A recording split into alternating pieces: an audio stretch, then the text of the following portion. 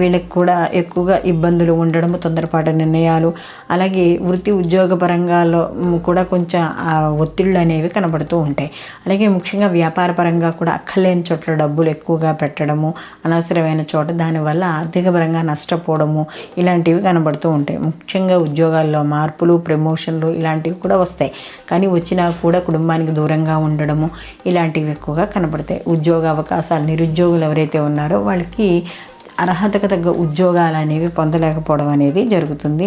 అన్నింటిలో ఆటంకాలు అనేవి ఎక్కువగా కనబడుతున్నాయి.